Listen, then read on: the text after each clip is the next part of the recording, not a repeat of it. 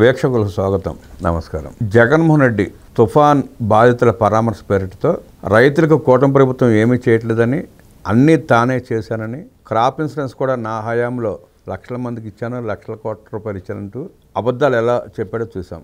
గతంలో టీడీపీ ప్రభుత్వం, ఇప్పుడు కూటమి ప్రభుత్వం రైతులను ఆదుకుంటున్న తీరు కూడా మనం చూసాం. క్రాప్ ఇన్సూరెన్స్ కానివ్వండి, పరికరాల మీద సబ్సిడీ కానివ్వండి, కూటమి ప్రభుత్వం ఇచ్చినట్టు జగన్మోహన్ రెడ్డి ఇవ్వలేదు. జగన్మోహన్ రెడ్డి వాటిని ఎత్తేసాడు. రైతులకు ఎవరు మేలు చేశారు, ఎవరు కీడు చేశారు తెలుసుకునే ప్రయత్నం చేద్దాం. వివరించడానికి మనతో పాటు ఉన్నారు ప్రముఖ ఆర్థిక, రాజకీయ, సామాజిక విశ్లేషకులు అంకమరావు. వారిని అడిగి మరిన్ని విశేషాలు తెలుసుకుందాం. నమస్తే సార్. నమస్తే.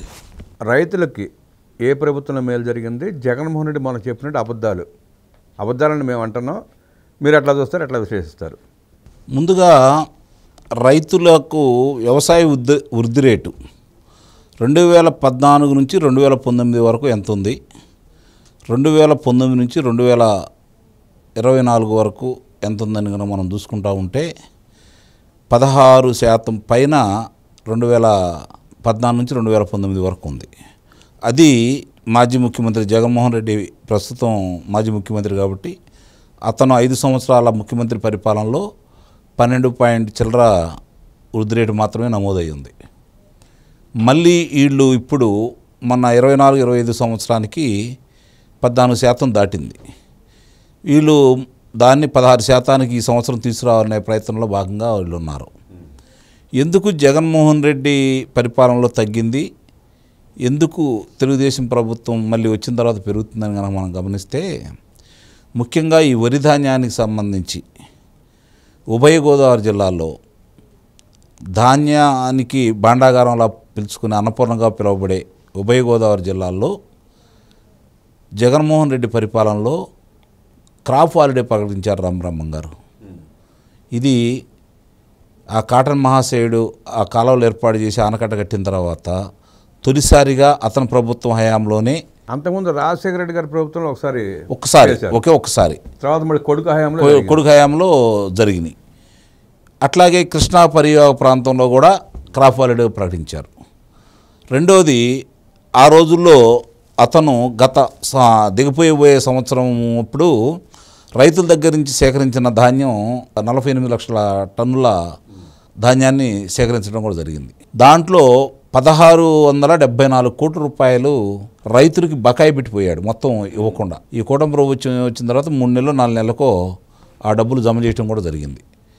రెండోది, వీళ్ళు గత సంవత్సరం చూసుకుంటా ఉంటే 55 లక్షల టన్నుల పైన వీళ్ళు ధాన్యం సేకరణ చేశారు. 2 రోజులు లేదంటే 3 రోజులకి రైతుల ఖాతాలో జమ పడ్డాయి. వాళ్ళు అంతకుముందు రైతు భరోసా కేంద్రాల్లో వాళ్ళ స్థానిక నాయకులు వాళ్ళ చేతుల్లోనే ఉండేది. తరుగుతో పాటు తక్కువ ధర కూడా ఇచ్చినా కూడా కిమ్మనకుండా రైతులు తీసుకున్న పరిస్థితి. వాళ్ళకి అనుకూలమైన వాళ్ళకి ఇచ్చుంటారేమో కానీ మిగిలిన వాళ్ళని చాలా ఇబ్బంది పెట్టారు. 3 నెలల నుంచి 6 నెలల కాలం కూడా పట్టింది కొంతమంది రైతులకు ఆ డబ్బులు జమ కావటం వాళ్ళ ఖాతాల్లో. ఇక మీరు ఇన్సూరెన్స్ గురించి మాట్లాడారు. మామూలుగా కేంద్ర ప్రభుత్వం తీసుకొచ్చినటువంటి సంస్కరణలో భాగంగా రూపాయి కడితే చాలు, మిగిలి మేమే కడతామని చెప్పని, అసలు ఏమి కట్టే పని లేకపోయినా అసలు రైతుల తరపున మేము కడతామని చెప్పని వాళ్ళు ముందుకొచ్చిన సందర్భంలో రాష్ట్రాల్లో, ఇక్కడ రాష్ట్రంలో కట్టనందువల్ల అప్పుడు శాసనసభలో చంద్రబాబు నాయుడు గారు దాని గురించి మాట్లాడి కూర్చోవడం కూడా జరిగింది. అప్పుడు అర్ధరాత్రి పూట మేము కడతామన్నారు, పూర్తిగా కూడా అది కట్టలేదు. అలాగే మొన్న శివరాజ్ సింగ్ చౌహాన్ గారు, వ్యవసాయ శాఖ మంత్రి గారు, స్పష్టంగా మొన్న జూలైలో లోక్సభలో ప్రకటించడం కూడా జరిగింది. 3 సంవత్సరాలు కట్టలేదట. వర్షం 3 సంవత్సరాలు కట్టల. ఇవి దానివల్ల చాలా ఇబ్బందులు కూడా ఎదుర్కోవాల్సి వచ్చింది. ఇవన్నీ గమనించుకోవాలి. గతంలో చంద్రబాబు నాయుడు గారు ఈ వరికి ఏదన్నా నష్టం వస్తే హెక్టార్కి 20,000 కాడికి ప్రకటించారు. దాన్ని వాళ్ళు 15,000కు తగ్గించారు. తిరిగి ఇప్పుడు వీళ్ళు దాన్ని 25,000 చేశారు. రెండోది, ఈ వ్యవసాయానికి సంబంధించి రైతులకు కావాల్సింది ఏంటి? భూమి పరీక్షలు చేసి, భూసార పరీక్షలు నిర్వహించేసి, దాంట్లో ఏదన్నా లోపాలుంటే, జింక్ లోపం కావచ్చు, మిగిలిన ఏదన్నా ఉంటే దానికి తగ్గ ఎరువులు వాడి సరిచేయాల్సిన బాధ్యత, ఏ విధమైన జాగ్రత్తలు తీసుకోవాలని చెప్పని వాళ్ళు చెప్తారు. దాన్ని బట్టి వీళ్ళు వాడుకుంటూ ఉంటారు. ఒక్క సంవత్సరం కూడా ఎక్కడా చేయలేదు అతను. తెలుగుదేశం ప్రభుత్వం చేస్తూ ఉండేది, ఒక్క సంవత్సరం కూడా ఎక్కడా చేయలేదు. రెండోది, నాణ్యమైన విత్తనాలు అందజేసే కార్యక్రమం చేయలేదు. వీళ్ళు మంచి విత్తనాలు ఇప్పించేవాళ్ళు, సబ్సిడీకి ఇవ్వడం కూడా జరిగేది రైతులకి విత్తనాలు. అంటే బయట మార్కెట్లో ఒక కిలో 1000 రూపాయలు ఉంటే, లేదంటే ఆ ప్యాకెట్ 1000 రూపాయలు ఉంటే, దాన్ని తెలుగుదేశం ప్రభుత్వం చంద్రబాబు నాయుడు గారు గతంలో దాన్ని 500 రూపాయలకి రైతులకి సబ్సిడీ మీద అందించడం కూడా జరిగేది. రెండవది, రైతులకు వ్యవసాయ పనిముట్లు కావచ్చు, ట్రాక్టర్లు కావచ్చు, సబ్సిడీ మీద ఆ రోజు తెలుగుదేశం ప్రభుత్వం అందజేయటం కూడా జరిగింది. ఇవన్నీ చెప్పుకుంటా ఉంటే వీళ్ళు చేసినవన్నీ కళ్ళ ముందు కనపడతానే ఉన్నాయి. డ్రిప్ ఇరిగేషన్ కూడా బాబు అదే చెప్పబోతున్నాను. డ్రిప్ ఇరిగేషను నీకు ఎస్సీలకి ఎస్టీలకి 100% రాయితీలు ఇచ్చారు. అంటే ఊరకనే అందజేశారు వాళ్ళకి. మిగిలిన వాళ్ళకి బీసీలు కావచ్చు, కొంతమంది బలహీన వర్గాలకి 90% దాకా రాయితీలు ఇవ్వడం కూడా జరిగింది. ఇవన్నీ కూడా ఎందుకంటే అక్కడ నీరు లభ్యత తక్కువగా ఉంటుంది కాబట్టి ఈ డ్రిప్ ఇరిగేషన్ ద్వారా పళ్ళ తోటలు చూసాం, వ్యవసాయం చూసాం, ఏరుశనగ చూసాం, ఇవన్నీ చేసుకున్నందువల్ల పూల తోటలు చూసాం. దీనివల్ల మేలు జరుగుతుందన్న ఉద్దేశంతో ఆయన దాన్ని అందజేయడం కూడా జరిగింది. సద్వినియోగం కూడా అయింది. ఇతను వచ్చి దాన్ని మొత్తం ఎత్తేసాడు. మరి ఈరోజు వచ్చేసి నేను రైతులకు మేలు చేశాను, నా వల్ల రైతులు బాగుండారు, ఈ ప్రభుత్వంలో అన్యాయం అయిపోయారంటే అంతకంటే అజ్ఞానం ఇంకోటి ఉంటుందని అయితే నేను భావించట్లా. అంటే ఇవన్నీ రైతులు మర్చిపోయి నేను చెప్పి నమ్ముతారని నేను చెప్తున్నానంటారు అబద్ధాలన్నీ. నిస్సందేహంగా. ఎందుకంటే నా మీద ఉన్నటువంటి ఎన్ని అభియోగాలు ఉన్నా కూడా నన్ను ఒకసారి ముఖ్యమంత్రిని చేశారు కదా, మళ్ళీ చేస్తారని భ్రమలో అతనైతే ఉన్నాడు. ఈ ప్రభుత్వం మీద వ్యతిరేకత ఉంది, అది నా కళ్ళి మళ్ళీది అని భావిస్తున్నాడు. ఈ ప్రభుత్వం మీద వ్యతిరేకత లేదని నేను చెప్పను, నిస్సందేహంగా వ్యతిరేకత అయితే ఉంది. అది జగన్మోహన్ రెడ్డి గురించి వ్యతిరేకత ఉంది. కానీ ఈ వ్యతిరేకత ఉండేవాళ్ళు జగన్మోహన్ రెడ్డి ఓట్లు వేస్తారనే భ్రమలో అతను ఉంటే మాత్రం అంతకంటే పిచ్చోడు ఇంకోరు ఉండరు నాకు తెలిసినంతవరకు. ఇప్పుడు ప్రస్తుతం మాజీ ముఖ్యమంత్రి అతను, ప్రతిపక్షం అతనే కదా, ఏ పార్టీ శాసనసభలో ప్రవేశం లేదు, 11 స్థానాలు ఉన్నా అతనే ప్రతిపక్షం కింద మనం లెక్కేసుకోవాలి. ఈరోజు అతనికి మంచి అవకాశం వాస్తవంగా అయితే, వేరే వాళ్ళు అయినట్టయితే దాన్ని సద్వినియోగించడానికి ప్రయత్నించేవాళ్ళు. అతనికి ఆ ఆలోచన ఎప్పుడూ లేదు కదా. ప్రజలు ఏ దిక్కు లేదు కాబట్టి నేనే దిక్కు అవుతాను, వాళ్ళ మీద వ్యతిరేకత నా మీద అనుకూలంగా మారిద్దని ఆలోచిస్తున్నాడే తప్ప రైతు సమస్యలు కావచ్చు, ప్రజా సమస్యలు కావచ్చు, ఇలాంటి విపత్తులు సంభవించిన దాంట్లో అప్పుడు కావచ్చు, తన వంతు పాత్ర ఏంటి, వాళ్ళని ఎలా ముందుకు తీసుకెళ్ళాలి అనే ఆలోచన అతనికి ఏ కోశానా లేదు. అధికారంలో ఉన్నప్పుడు లేదు, ఇప్పుడు మాజీ ముఖ్యమంత్రి అయిన తర్వాత కూడా లేదు అతనికి. ఇది గమనించుకోవాలి. ఉల్లి రైతులకు కూడా మన చంద్రబాబు నాయుడు గారు మద్దతు ధర ప్రకటించి 1200 రూపాయలు, 104 కోట్ల రూపాయలు రిలీజ్ చేసి వాళ్ళని ఆదుకుని చూసాం. దాని మీద కూడా నిన్న అవినాష్ రెడ్డి ఉల్లి రైతులు దెబ్బతిన్నారు పట్టించుకోవాలని చెప్పి కామెంట్లు చేశాడు. గతంలో ఉల్లి రైతులకు వీళ్ళు చేసిన మేలేంటో గుర్తు చేసుకుంటే ఒకసారి బాగుంటుంది అనిపించింది వాళ్ళకి కూడా. ఒక్క ఉల్లి రైతులకే కాదు, గతంలో వాళ్ళు చేయకపోగా వీళ్ళు ఇప్పటికే కాదు, ఉల్లి రైతులకి కాదు, మామిడి రైతులకి 260 కోట్ల రూపాయలు, పొగాకు రైతులకి 273 కోట్ల రూపాయలు, కోకో అంటే కొబ్బరి రైతులకి 14 కోట్ల రూపాయలు, కాఫీ పంటలకు సంబంధించి 50 ఎకరానికి 5,000 రూపాయలు, మిర్చికి 130 కోట్ల రూపాయలు, టమోటాకి 12 కోట్ల రూపాయలు, ఉల్లికి కిలోకి 12 రూపాయల కాడికి 100 కోట్ల రూపాయలు. ఎందుకంటే మనం మాట్లాడుకునేటప్పుడు కొన్ని వాస్తవాలు ప్రజాప్రతినిధులుగా ఉండేవాళ్ళు ఏదన్నా మాట్లాడినప్పుడు చాలామంది ఆలకిస్తారు. దాంట్లో వాస్తవాలు ఉన్నాయనుకోండి, ప్రజలు ఏమనుకుంటారంటే మన కోసం వీళ్ళు ప్రభుత్వంతో పోరాడుతున్నారని చెప్పిన అభిప్రాయం వచ్చింది.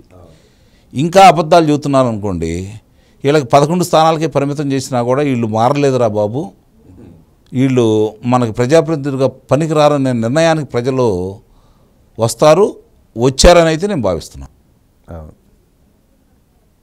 గతంలో కూడా మనం గుర్తు చేసుకుంటే జగన్మోహన్ రెడ్డి ఉల్లి రైతులకు 770 రూపాయల మద్దతు ధర ప్రకటించి సుమారు 17 కోట్ల రూపాయలు మాత్రమే 150 మంది రైతులను సెలెక్టివ్గా చేసుకుని ఇచ్చాడు వాళ్ళకి. అవును.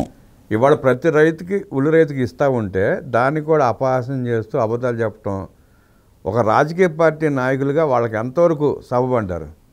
అంటే అది రాజకీయ పార్టీ అని చెప్పని మీరు అనుకుంటున్నానే కానీ నేనైతే భావించట్లేదు.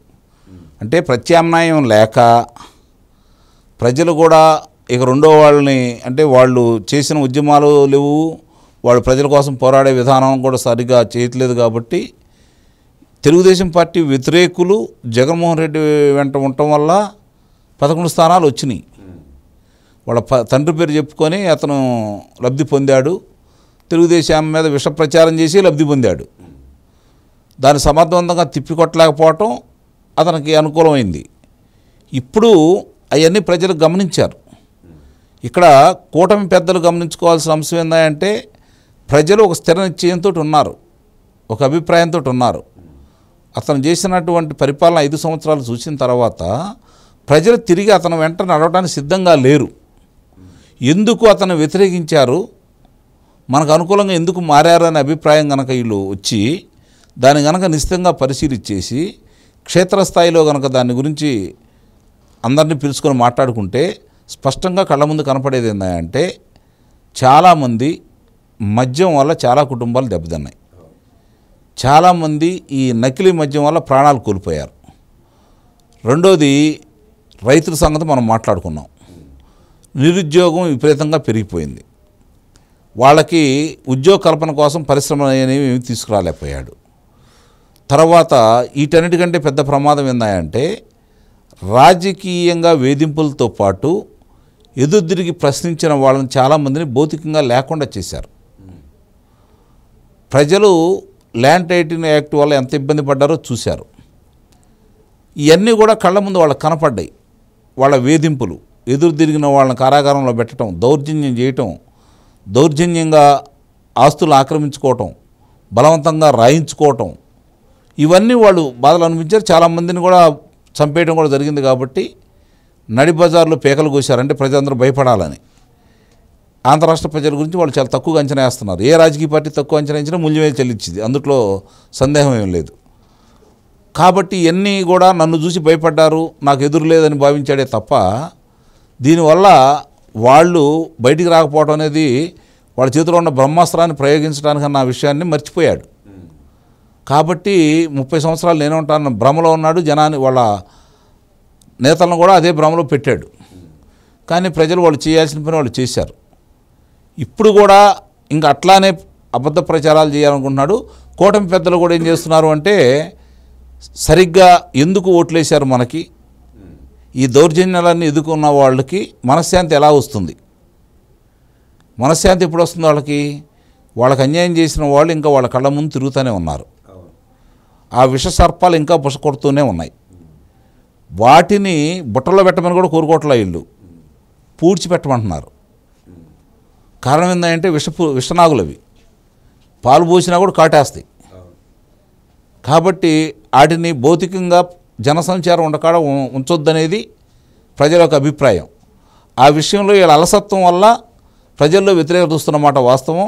అలాగే కార్యకర్తల్లో కూడా వ్యతిరేకత వస్తున్నమాట వాస్తవం.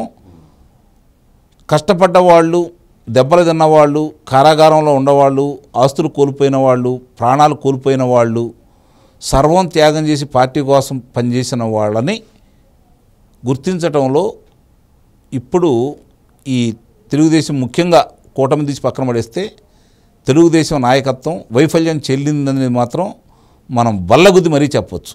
అందులో ఎలాంటి సందేహం కూడా ఏం లేదు. దానివల్ల వ్యతిరేకత వస్తుందే తప్ప, ఎందుకంటే ఈ అధికారుల మీద చర్యలు లేవు, శాసనసభ్యులు చేసే కొన్ని దురాఘాతాల మీద చర్యలు లేవు, మరి కొన్ని అవినీతి కార్యక్రమాల మీద సరిగ్గా చర్యలు లేవు. ఇవన్నీ కూడా ఎవరైతే మధ్యస్థంగా ఉంటారో, ఎన్నికల నాడు మాత్రమే వాళ్ళ అభిప్రాయాలను వ్యక్తం చేస్తారో అలాంటి వాళ్ళని వీళ్ళు దృష్టిలో పెట్టుకోవట్లేదు. అది పార్టీకి చాలా ప్రమాదం. ఇది గమనించుకోవాలి. బుసలు కొడుతున్న విషనాగుల పైన చర్యలు తీసుకోకుండా, కట్టడి చేయకుండా ఉదాసీనంగా వ్యవహరిస్తున్న ప్రభుత్వం పైన ప్రజల్లో ఉన్న అసంతృప్తిని అద్భుతంగా విశ్లేషించిన అంకమరావు గారికి ధన్యవాదాలు తెలియజేస్తూ నమస్కారం.